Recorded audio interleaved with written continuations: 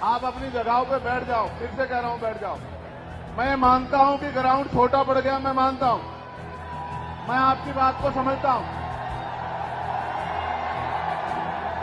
मैं ये भी जानता हूं कि अगर रामलीला मैदान में रैली होती तो वो भी छोटा पड़ता आज, मैं इस बात को भी जानता हूं। लेकिन मैंने जो आपको सिखाया है, अगर आप उस पर नहीं काम करोगे तो नहीं बनेगी बात।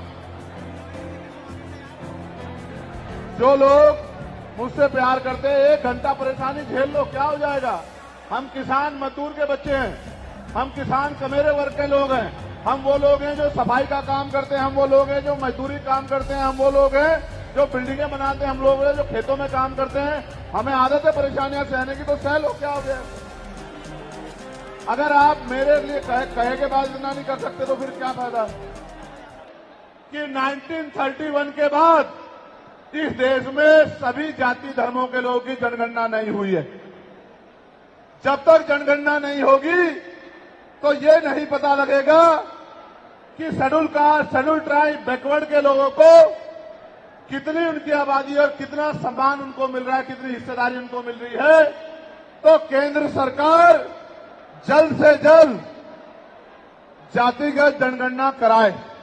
जब तक जातिगत जनगणना नहीं होगी तब तक सबसे पहले स्पष्ट ही नहीं होगा जो आज षड्यंत्र किया गया है और कुछ लोगों को जानबूझ के उनके मुंह से कहलवाया जा रहा है कि इस जाति का हिस्सा ये लोग खा रहे हैं, इस जाति का हिस्सा ये लोग खा रहे हैं, इस जाति का हिस्सा ये लोग खा रहे हैं।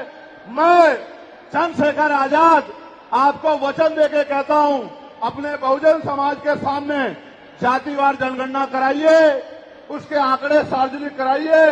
अगर अंतिम पायदान पर रहने वाले जिनको डीएससी के भाई कहा गया है, जो हमारा परिवार है, अगर उनका 1% आरक्षण भी पॉइंट के बराबर भी कमजोर पड़ रहा होगा तो मैं वचन देता हूं कि इससे बड़ी रैली उनके समर्थन में हम लोग करेंगे। मैं फिर आपसे कह रहा हूं, आप याद करो, जब से इस देश में आरक्षण व्यवस्था लागू हुई है, इस आरक्षण को खत्म करने के लिए चाहे वो कांग्रेस पार्टी रही हो या भारतीय जनता पार्टी रही हो या और कोई मनुवादी दल रहा हो, इन्होंने एड़ी चोटी के जोर लगाए। और आज जिन जातियों को गाली दी जा रही है, ये वही जातियां हैं जिन्होंने अपने बच्चे कुर्बान कर दिए लेकिन अपने अधिकारों की रक्षा की।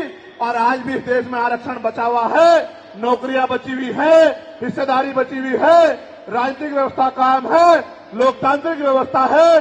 तो धन्यवाद करना चाहिए उन जातियों का जिन्होंने अपने प्राणों का बलिदान दे दिया, लाठी डंडे खाए, गोलियां खाई, लेकिन अपने अधिकारों को छीनने नहीं दिया। सब लोगों को उनका धन्यवाद करना चाहिए।